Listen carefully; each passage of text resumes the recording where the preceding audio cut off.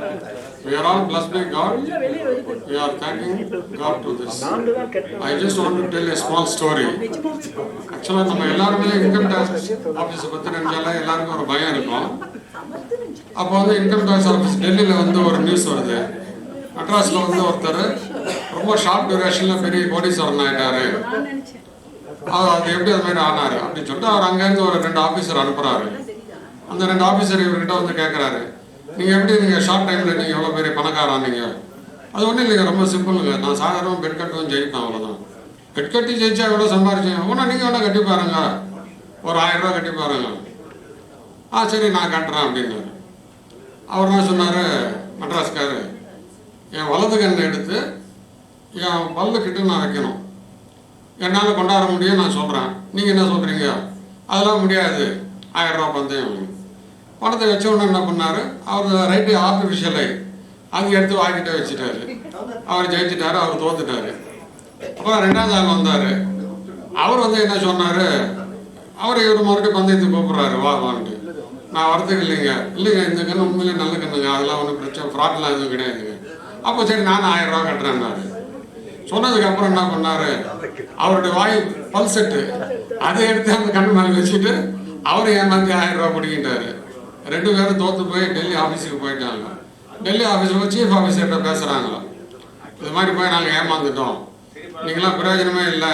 ஒரு 30 ஆஃபீஸர் வச்சு ஒரு ட்ரைனிங் கொடுக்குறாரு, இப்படிலாம் மடக்கணும் அப்படிலாம் மடக்கணும் சொல்லிவிட்டு அந்த மறுபடியும் பழைய 2 ஆஃபீஸர் அனுப்பிச்சு அவர்கிட்ட எதுவுமே பேசாமல் அவரை இட்டுட்டு வாங்க டெல்லிக்கு, அவரை வந்து நாங்கள் எப்படி டேக்கிள் பண்ணுறோம் பாருங்க, அது மாதிரி பேசிக்கிட்டு வந்தாங்க. அந்த சீஃப் ஆஃபீஸர் பார்க்குறதுக்கு மட்டும் 30 ஆஃபீஸர் அவர்கிட்ட பேசிகிட்டு இருக்காங்க. ஒரு 5 மினிட்ஸ் பேசுனதுக்கப்புறம் சீஃப் ஆஃபீஸர் வந்தார். வந்ததுக்கப்புறம் இவர் என்ன சொல்கிறாரு, சீஃப் ஆஃபீஸர் கேட்குறாரு, நீங்கள் எப்படி பணம் சம்பாரிச்சீங்க? நான் வெட்கட்டி தான் சம்பாரிச்சேங்க. அப்படியே இல்லை, அது எப்படி எவ்வளோ சம்பாரிக்கணும்? ஆனால் நீங்களும் வெட்கட்டி பாருங்க அப்படின்னாரு. சரி நான் பெட் கட்டுறேன், என்ன பெட்டுங்கண்ணா? 1000 ரூபா நான் பெட் கட்டுறேன் அப்படின்னாரு. சொன்னதுக்கப்புறம் அவர் என்ன சொன்னார், உங்களுக்கு நேற்று வரைக்கும் ஒன்று இல்லை, இன்னைக்கு காலையிலேருந்து இருக்குது, உங்களோட முதுகில் ஒரு 1 ரூபா காசு அளவுக்கு ஒரு மச்சம் வந்து உங்களோட நடுமுதுகில் இருக்குது. நான் அது இருக்குதுன்னு நான் சொன்னேன்னா ப்ரூவ் பண்ணோன்னா 1000 ருபீஸ் நீங்கள் எனக்கு கொடுக்கணும். சரி 1000 ருபீஸ் பெட்டு வச்சார். பெட்டு வச்சதுக்கப்புறம் அவர் திரும்பி சட்டையை கட்டி பார்த்தாரு. பார்த்துனா அவருக்கு எதுவும் தெரியல. அப்புறம் சட்டையை ஃபுல்லாக கட்டிட்டாரு. கட்டிட்டு கண்ணாடி முன்னாடி நின்று கிராஸாக பார்த்து போகிற மச்சம் எதுவும் இல்லை, நான் ஜெயிச்சிட்டேன், கொடுங்க 1000 ருபீஸ்ன்னு சொல்லிட்டு வாங்கிட்டாரு. அப்புறம் 30 பேர் கூப்பிட்டு சொல்கிறாரு, இது மாதிரி தான் நம்ம அவனை டேக்கிள் பண்ணணும், நான் எப்படி ஜெயிச்சேன் பாருங்க. அவர் சொன்னார், ஐயா நீங்கள் ஜெயிக்கல, எனக்கு 1000 ரூபா தான் லாஸு, ஆனால் மொத்தத்துக்கு பார்த்தா 29,000 கெயின். அது எப்படிங்க கெயின் வரும் உங்களுக்கு? நீங்கள் தான் தோத்துட்டீங்களே.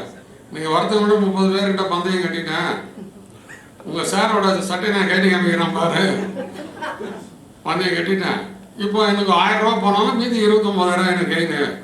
அவர் ஒத்தான சொல்லிட்டாரு, இனிமேல் இந்த ஆள்கிட்ட பேச்சே வேண்டாம், இவர் என்ன சொல்கிறாரு கேட்டுக்கொண்டு மெட்ராஸில் விட்டுருங்க அப்படின்னு. இது வந்து ஒரு கதை.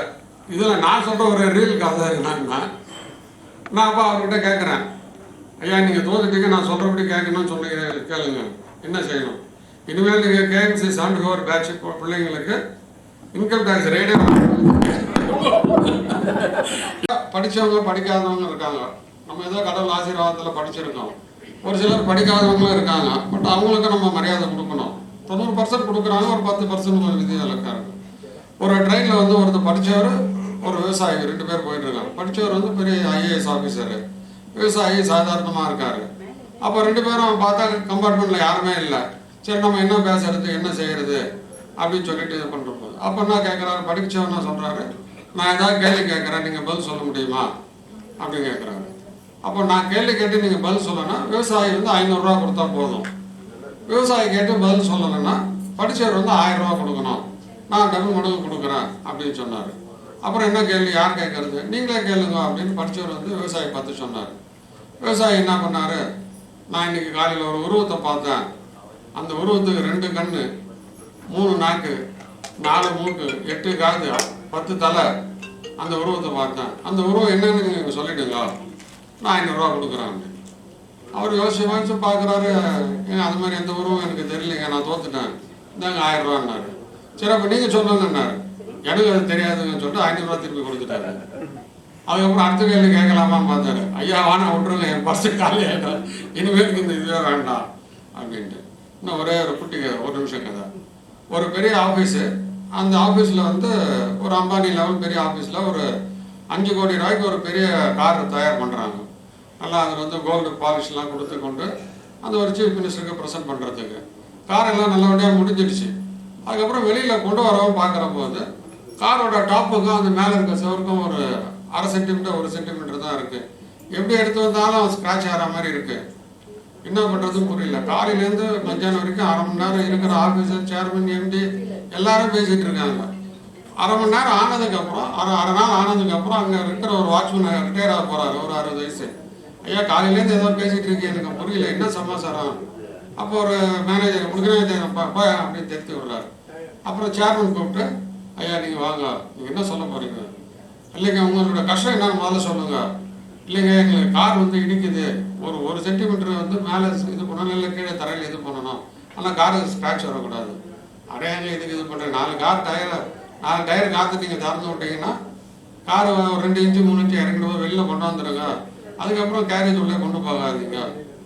ஸோ அப்போ அந்த மாதிரி படிக்காதவங்க கூட அந்த சின்ன ஒரு யோசனை கொடுத்து நம்ம இது பண்ணுறோம். அதனால் நம்ம படிக்காதவங்களை வந்து அலட்சியம் பண்ணக்கூடாது. நம்மளால் முடிஞ்ச அளவுக்கு அவங்களுக்கு நம்ம மரியாதை கொடுத்து நல்லபடியாக கௌரவமாக நடத்தணும். நம்ம பேட்ச் ஸ்டூடெண்ட்ஸ் நடத்துவாங்கன்னு எனக்கு தெரியும். பட் எனக்கு தெரிஞ்ச கதையை நான் சொன்னேன், அவ்வளோதான். Just for a joke. நடந்து விட்டால் தெய்வம் ஏதும் இல்லை, நடந்ததையே நினைத்திருந்தால் அமைதி என்றும் இல்லை, நினைப்பதெல்லாம் நடந்து விட்டால் தெய்வம் நடந்ததையே நினைத்திருந்தால் அமைதி என்றும் இல்லை, முடிந்த கதை தொடர்வதில்லை, இறைவன் தொடரும் கதை முடிவதில்லை, மனிதன் வீட்டிலே நினைப்பதெல்லாம் நடந்து விட்டால் தெய்வம் 1000 வாசல் இதயம், அதில் 1000 எண்ணங்கள் உதயம், 1000 வாசல் இதயம், அதில் 1000 எண்ணங்கள் உதயம், யாரோ வருவார் யாரோ இருப்பார், வருவதும் போவதும் தெரியாது, ஒரு முட்டம் குடியிருந்தால் என்றும் துன்பமில்லை, ஒன்றிருக்க ஒன்று வந்தால் என்றும் அமைதி இல்லை, நினைப்பதெல்லாம் நடந்து விட்டால் தெய்வம் ஏதும் இல்லை, எங்கே வாழ்க்கை தொடங்கும் அது எங்கே எவ்விதம் தொடரும், எங்கே வாழ்க்கை தொடங்கும் அது எங்கே எவ்விதம் தொடரும், இதுதான் பாதை இதுதான் பயணம்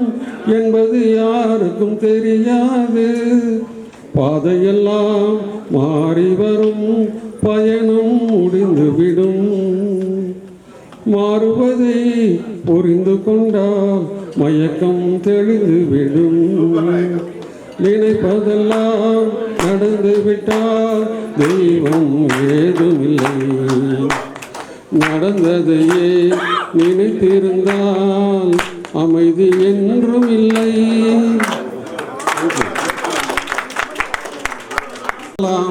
குணம் குணம் அது கோயிலாகலாம், மனிதன் என்பவன் தெய்வமாகலாம், மனிதன் என்பவன் தெய்வமாகலாம்.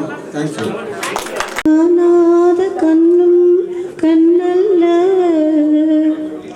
உன்னை காணாத கண்ணும் கண்ணல்ல, உன்னை எண்ணாத நெஞ்சும் நெஞ்சல்ல, நீ சொல்லாத சொல்லும் சொல்லல்ல,